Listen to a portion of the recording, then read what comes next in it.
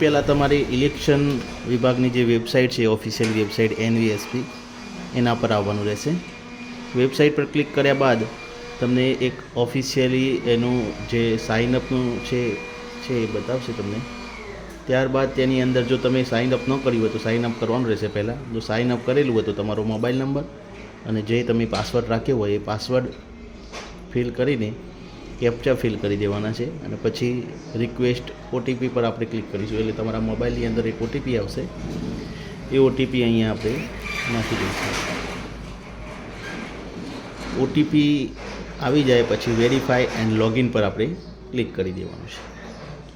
ત્યારબાદ એનું ઓફિશિયલી જે પોર્ટલ છે તમને શો કરી દેશે, જેની અંદર ઘણા બધા ફોર્મ છે. Form number 6, 6A, form number 8. સૌથી પહેલાં આપણે તો એ ચેક કરી લેવાનું છે કે મોબાઈલ નંબર લિંક કરેલો છે કે નથી કરેલો. પહેલાં તો અહીંયા આપણો EPIC નંબર જે છે એ ફિલ કરી દઈશું. ત્યારબાદ તમારું જે સ્ટેટ છે એ આપણે સિલેક્ટ કરી લઈશું. પછી સર્ચ ઉપર હવે અહીંયા મોબાઈલ નંબર લિંક કરેલો નથી, your mobile number is not registered. હવે લિંક કરવા માટે આપણે ફોર્મ નંબર 8 છે એ ફિલ કરવું પડશે. તો ફોર્મ નંબર 8 પર ક્લિક કરીશું. અહીંયા એનો EPIC નંબર છે એ આપણે ફિલ કરી દઈશું. ઓકે કરીને જવા દઈશું. પછી કરેક્શનનું જે ખાનું છે એના પર ક્લિક કરી દઈશું. પછી નીચે તમને જે કરેક્શન કરવાનું છે બરાબર એ બધા ઓપ્શન આવી જશે, જેની અંદર આપણે મોબાઈલ નંબર ફિલ કરવો છે તો મોબાઈલ નંબર પર ક્લિક કરીને એનો મોબાઈલ નંબર ફિલ કરી દઈશું. પછી નેક્સ્ટ ઉપર ક્લિક કરીશું. જ્યાં તમારું વતન હોય એનું નામ લખી દેવાનું રહેશે. નેક્સ્ટ ઉપર ક્લિક કરીશું. પછી એ જે કેપ્ચા છે એ ફિલ કરવાના રહેશે. કેપ્ચા ફિલ થઈ જાય એટલે સેન્ડ OTP પર આપણે ક્લિક કરીશું એટલે તમારા મોબાઈલની અંદર એક OTP આવશે. એ OTP અહીંયા આપણે નાખી દેવાનો રહેશે. OTP આવતા થોડો ટાઈમ લાગે પણ આવી જશે.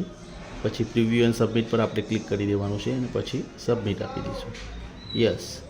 પછી આ તમારું જે રિક્વેસ્ટ છે એ એક્સેપ્ટ કરી લેવામાં આવી છે. હવે આપણે ડાઉનલોડ કરી દઈશું EPIC નંબર નાખીને તો આપણો મોબાઈલ નંબર છે એ લિંક કરેલો દેખાડી દેશે. જુઓ અહીંયા તમારે સેન્ડ OTP પર આપણે ક્લિક કરી લઈશું એટલે તમારા મોબાઈલની અંદર એક OTP આવી જશે. એ OTP નાખીશું એટલે આપણું જે વોટર ID છે એ ડાઉનલોડ થઈ જશે. તો આ રીતે ઇઝીલી તમે કોઈ બીનું વોટર ID ડાઉનલોડ કરી શકો છો, મોબાઈલ નંબર લિંક કરી શકો છો. અહીંયા ડાઉનલોડ પર આપણે ક્લિક કરી દઈશું એટલે આ ટાઈપની તમને જે PDF છે એ જોવા મળી જશે.